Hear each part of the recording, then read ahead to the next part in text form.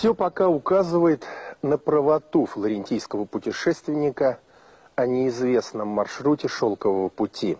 Совпадают и военные, и политические условия для его создания. Но как он мог проходить дальше? Мы решили воспользоваться тем, что находились в Дербенте. Ведь городу больше 5000 лет, и в его архивах хранятся уникальные для любой библиотеки мира документы.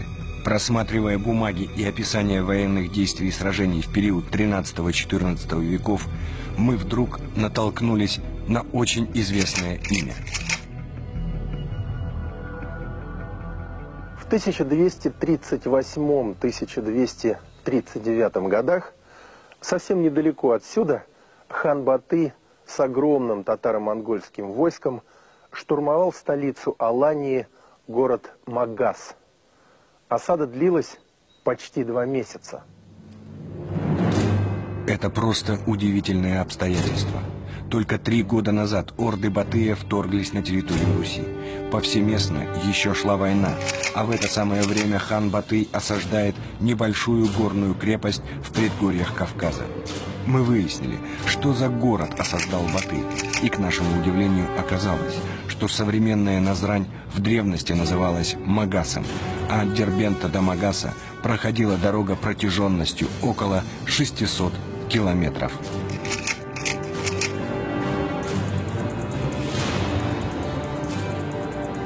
Батый не просто так тратил время и силы монголов в штурме Магаса.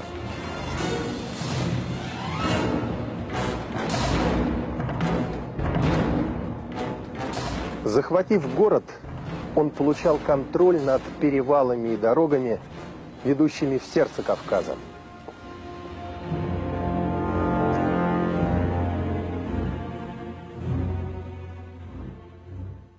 Было нечто, что очень заинтересовало Батыя в горах.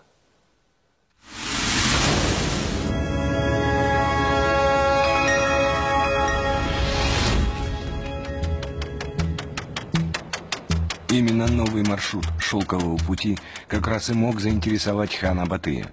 К тому же в архиве Дербента мы обнаружили удивительные документы почти 2-вековой давности. В них